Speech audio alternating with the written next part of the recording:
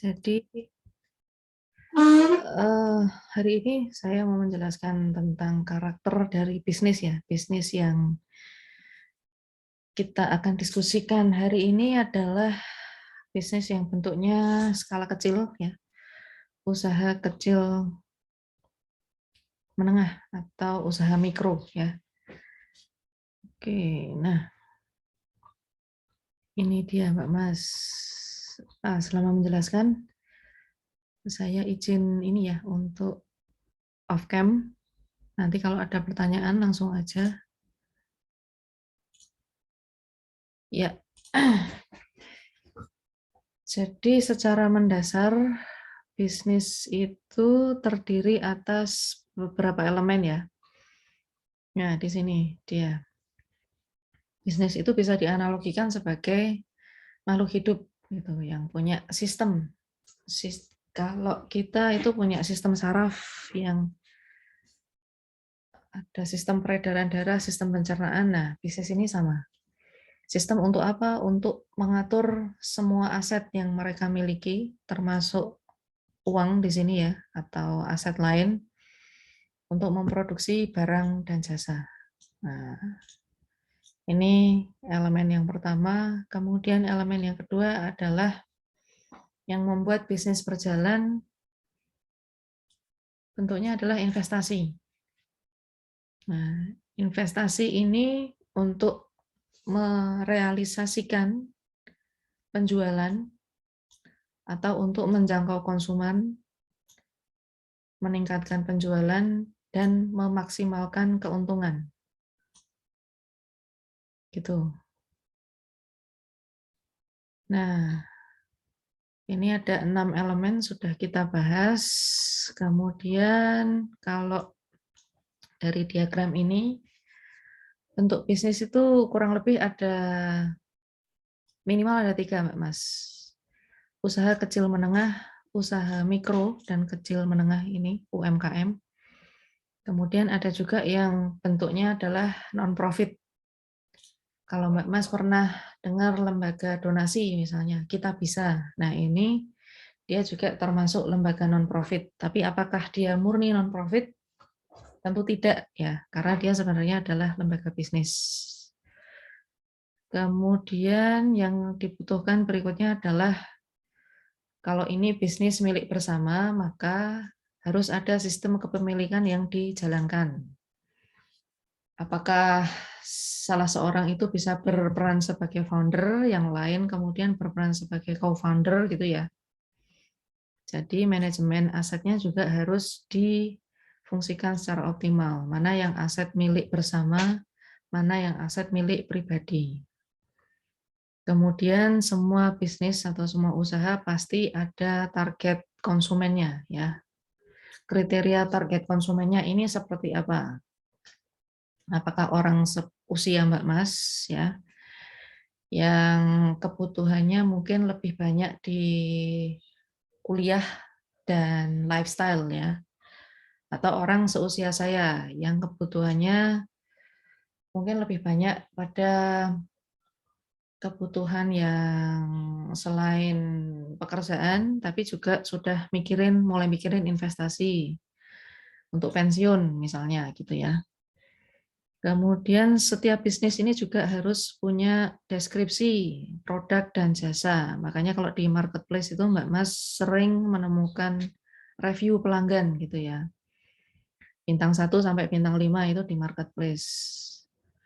Nah, kalau Mbak Mas kemudian ketemu dengan investor, yang akan ditanyakan oleh investor ini adalah proyeksi bisnis. Jadi, misalnya nih, selama 5 tahun mendatang, perkembangan bisnisnya seperti apa? Berapa banyak konsumen yang bisa dijangkau? Gitu. Nah, menurut Undang-Undang tahun 2008 tentang UMKM, mungkin ini sudah ada update undang-undangnya ya. Usaha mikro itu asetnya maksimal 50 juta, omsetnya maksimal 300 juta. Ada yang bisa bantu saya menjelaskan apa itu omset? Omset ini, ya silakan. Pendapatan, Bu. Pendapatan yang bagaimana, Mbak? Pendapatan bersih mungkin, Bu.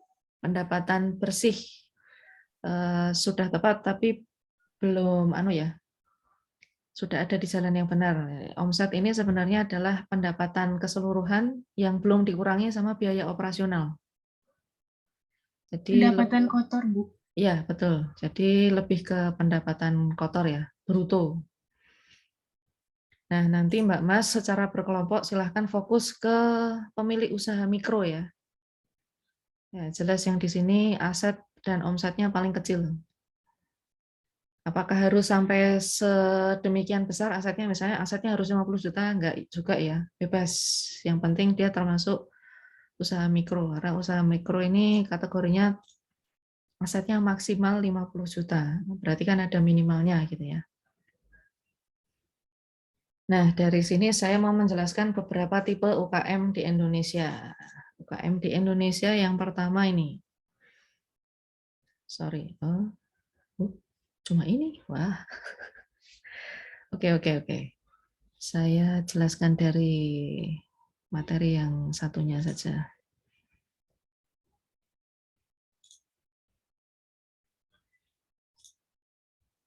Sebentar, saya sambil buka file yang satunya ya.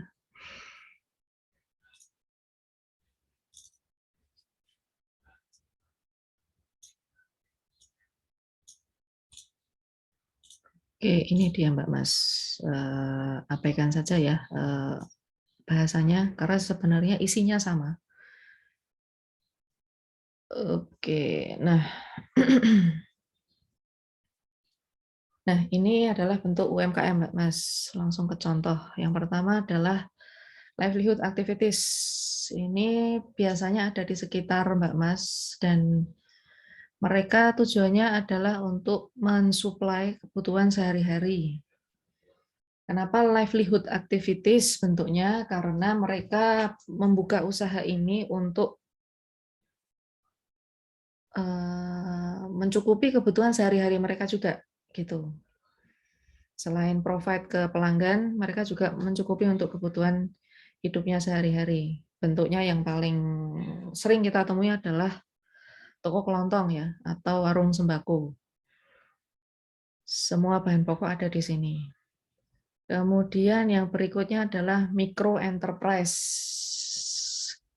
Kenapa dibilang enterprise? Karena di sini ada semacam sentuhan kerajinan gitu ya.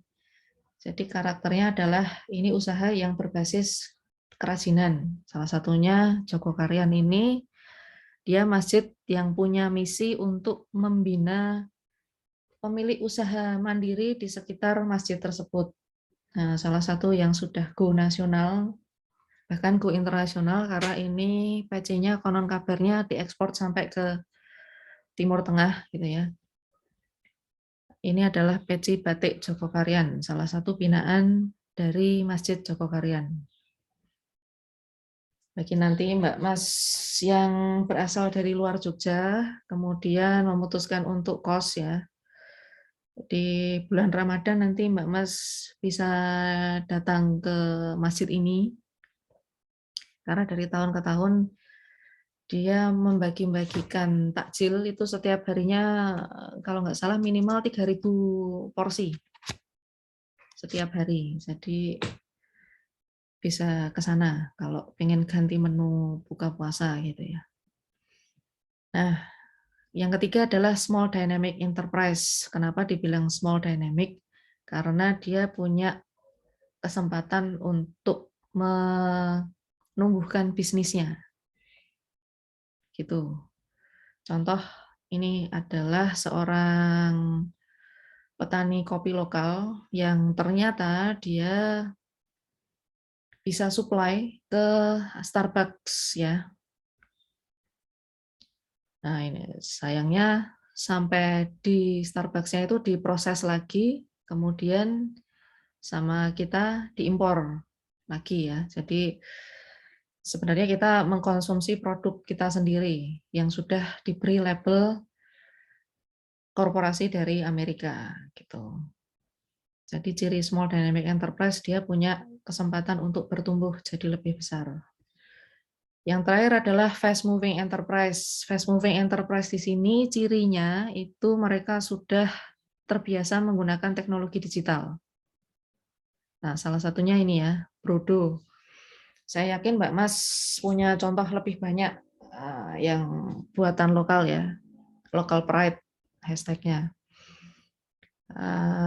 Contohnya nih, dia sudah punya official store ya, kemudian dia collab dengan Zalora untuk campaign tertentu, misalnya pas konsumen punya kesempatan untuk dapat diskon terbanyak gitu ya, Harbolnas. Sekarang Harbolnas itu kan tiap bulan ada ya, mulai dari Januari sampai Desember gitu. Ya, ini sistemnya Zalora biasanya mengajukan penawaran ke brand-brand lokal atau Indonesia punya gitu untuk siapa yang mau siapa yang mau punya campaign belanja di bulan ini gitu. Nah, itu contoh UMKM. Kemudian, nah ini saya kembali ke materi satunya ya. Dari sini saya mau menjelaskan secara singkat. Karena di kewirausahaan ini salah satunya adalah bagi Mbak Mas yang sudah mengenal startup itu bisa refresh di sini ya. Jadi ada perbedaan antara startup dan UKM. Kalau startup itu bisa dibilang teknologi digital atau pemanfaatan internet ini untuk semua keperluan bisnis. Mulai dari pemasaran, pembayaran, bahkan sampai after sales ya. Kalau produknya itu kebetulan rusak, jadi butuh servis. Nah, kalau UKM atau UMKM, mereka memanfaatkan internet hanya untuk pemasaran saja. Dan biasanya UKM ini mereka menjual produk ya. Sedangkan startup ini lebih mengandalkan ke servis untuk pelanggannya. Nah, hasil usaha dari startup itu dimanfaatkan untuk mempermudah aktivitas sehari-hari. Contohnya paling mudah Gojek Tag ya. Kalau pengen beli pulsa juga bisa di situ, beli token PLN bisa di sini juga. Nah, kalau UKM ini produknya bisa langsung dimanfaatkan oleh konsumen. Perbedaan yang terakhir, UKM ini karena modalnya kecil, maka kapasitas produksinya juga kecil. Sementara startup ini mereka nggak mengandalkan bahan baku mentah. Jadi SDM-nya tidak perlu banyak. Apakah betul? Nggak juga ya. Karena sekarang startup yang sudah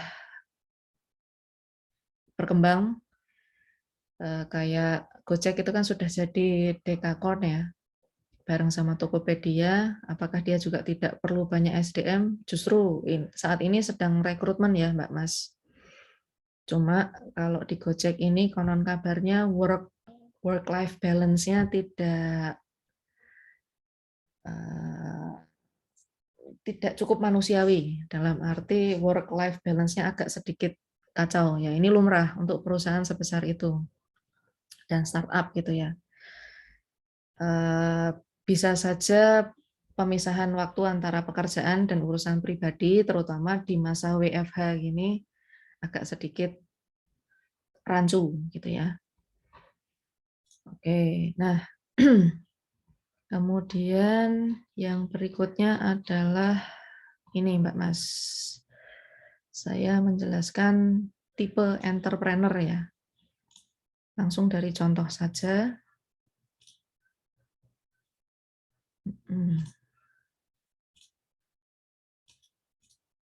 Oke. Ini adalah tipe entrepreneur Mbak Mas. Yang pertama, saya rasa Mbak Mas sudah sangat familiar sama orang ini ya, tapi fotonya ini diambil di awal-awal dia meniti karir sebagai wirausahawan. Bisa dibilang dia adalah beginner ya dalam urusan entrepreneurship, dan usaha pertamanya catering. Sekalipun untuk pemula, ini usahanya sudah cukup sustainable ya, karena dia pajang brandnya bahkan di kemasan, di packaging. Kemudian contoh yang kedua adalah habitual entrepreneur, jadi pemilik usaha yang mengembangkan usahanya berbasis kebiasaannya sehari-hari. Sebelum Bu Susi punya Susi Air, itu kan beliau memang concern pada nelayan lokal di sekitar tempat tinggalnya di Pangandaran ya. Nah, concern dia pada waktu itu adalah gimana caranya saya bisa mendistribusikan tangkapan nelayan di hari yang sama sampai ke tempat tujuan itu masih fresh, kualitasnya masih terjamin. Maka dia mendirikan Susi Air. Ini untuk mendukung usaha nelayan lokal sekaligus untuk mengembangkan bisnisnya. Jadi mulai dari habit, kebiasaan yang dikembangkan jadi bisnis. Yang kedua berikutnya, ini ada serial entrepreneur dan portfolio entrepreneur. Serial entrepreneur, contohnya adalah Pak Budiono Darsono, dia itu founder detik.com. Kemudian detik.com ini dibeli oleh Transcorp ya. Dia ditunjuk jadi CEO. Nah, setelah membesarkan detik.com selama 18 tahun, kurang lebih 5 tahun yang lalu dia memutuskan untuk resign dari Detik karena sudah dibeli Transcorp ya. Mungkin dia merasa idealitas sebagai jurnalis ini sudah dicampur adukkan sama kepentingan korporasi, jadi sudah kurang ideal lagi, maka dia buat kumparan. Nah, dia menjabat sebagai founder dan presiden komisaris. Di semester-semester yang akan datang, Mbak Mas itu nanti akan ketemu sama mata kuliah teknik reportase ya. Dan kalau nggak salah jurnalisme gitu. Ini mata kuliahnya diampu sama Pak Fajarjun sama Pak Filosa, kalau nggak salah. Nanti output kuliah ini adalah Mbak Mas publish tulisan Mbak Mas di kumparan. Nah, di situ Mbak Mas sudah bisa ambil title sebagai pembuat konten yang resmi gitu ya. Ada serial entrepreneur, ada portfolio entrepreneur. Bedanya adalah kalau serial entrepreneur tadi dia memutuskan untuk meninggalkan usaha lamanya, kemudian buat usaha baru. Kalau Mas yang ini agak beda. Dia buat beberapa usaha, meskipun tidak dalam waktu bersamaan, tapi semua usahanya atau bisnisnya ini masih jalan. Ya, terbukti dia masih punya brand yang ini, kemudian kerjasama sama salah satu juri MasterChef untuk bikin brand baru lagi. Semacam rice bowl kalau nggak salah. Dan dia juga masih punya usaha-usaha yang lain. Gitu. Oke, itu contoh pelaku wirausaha ya, pemilik bisnis. Nah, di sini saya mau menjelaskan beberapa entrepreneur yang terkenal, cukup terkenal di Indonesia, itu biasanya diketahui atau dikenali dari pengalaman dia untuk bekerja, kemudian dari latar belakang pendidikan, dan dari sejarah entrepreneur keluarganya ya. Contoh, Bukalapak sebelum dibeli oleh MTech Corporation ya, MTech Corporation itu membawahi salah satunya adalah Liputan 6. Kemudian ada juga kalau Mbak Mas pelanggan IndiHome, kemudian di UCTV itu suka lihat iklan video itu ya. Nah, itu juga dimiliki oleh MTech. Sebelum dibeli oleh MTech, Bukalapak itu berdiri sendiri dan Mas yang satu ini adalah founder sekaligus CEO-nya, lulusan ITB. Tapi kemudian pada saat dibeli MTech, Mas Zaki ini memutuskan untuk meninggalkan Bukalapak. CEO berikutnya ini CEO Traveloka ya. Kebetulan dia pernah jadi software engineer di Microsoft. Kemudian dari pendidikannya itu dia memutuskan untuk bikin startup sendiri yang mempermudah perjalanan kita ya, Traveloka. Nah, sekarang Traveloka itu dikenal sebagai startup dekakon yang sudah sering gonta-ganti personel ya. Saya juga kurang tahu apakah Ferry Unardi ini masih jadi CEO ya. Karena sama seperti Gojek, tuntutan pekerjaannya tinggi, Traveloka dan Gojek itu. Oke, nah berikutnya ini secara singkat aja sih Mbak Mas, saya pikir Mbak Mas juga sudah tahu ya. Ada Tokopedia, ini di tahun 2017 didanai oleh Alibaba, kemudian yang sekarang merger sama Gojek. CEO dan foundernya adalah lulusan Bina Nusantara, Teknik Informatika, gitu. Mungkin goalnya atau objektif dia pada saat itu adalah ngumpulin potensi UKM dan UMKM di Indonesia, karena memang sampai sekarang concern dia adalah UKM dan UMKM. Nah, ini adalah marketplace yang asli Indonesia selain Bukalapak ya. Kalau Shopee ini tidak, tapi saya nggak tahu dari mana ya. Nah, ini adalah secara sekilas pertumbuhan Tokopedia ya. Jaringannya sudah sampai kecamatan di setiap pulau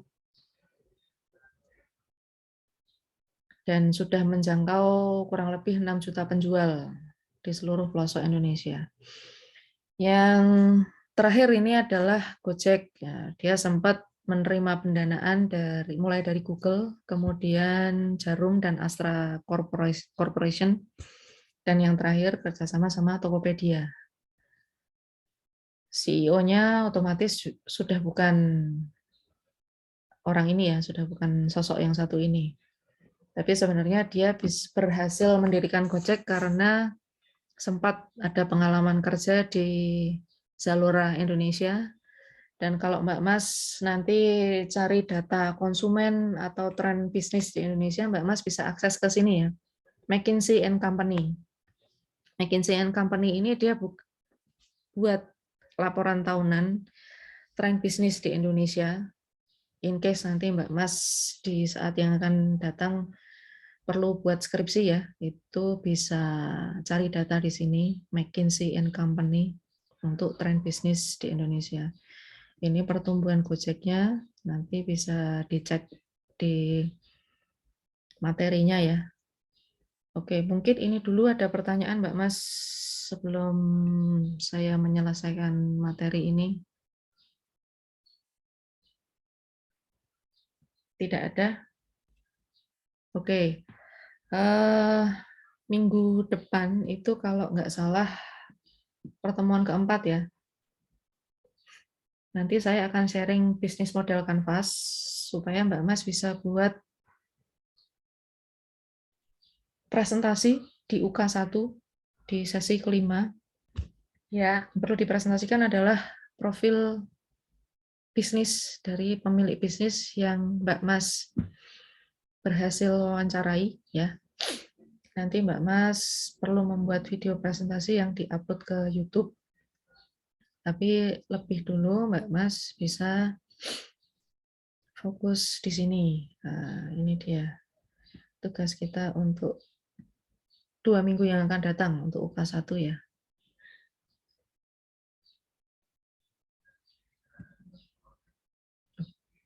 Sorry.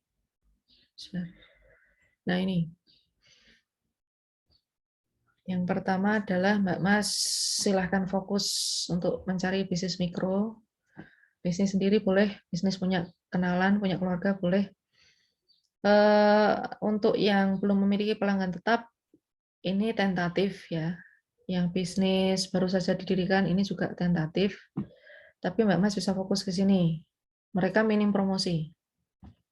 Gitu. Jadi nanti bisa Mbak Mas bantu pakai Instagram yang dikelola sama kelompok.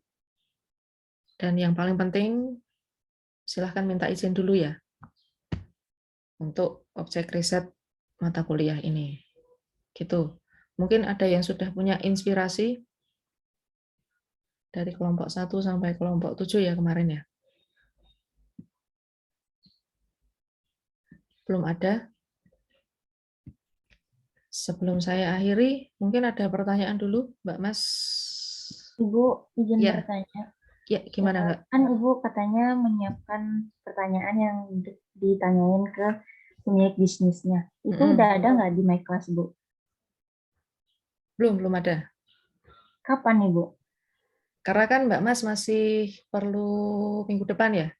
Ya, Ibu. Ya, minggu ini saya upload nanti. Baik. Terus videonya katanya Ibu kemarin 3. Yang satunya apa, Ibu? Maksudnya gimana Mbak? Kan kemarin katanya itu ada 3 video. Iya. Yang kita dapat itu hanya 2. Tentang bisnis sama Ya. promosi. Yang satunya apa, Ibu? Soalnya Ibu kemarin bilangnya 3. Bukannya ada 3 kan ya? Video presentasinya berarti 3 juga. Oh, beda-beda Ibu ya? Iya. Oh, baik, Bu. Oke. Terima kasih, Bu. Ada pertanyaan yang lain mungkin Mbak Mas? Bu ingin bertanya. Ya, silahkan. Berarti bisnis yang kita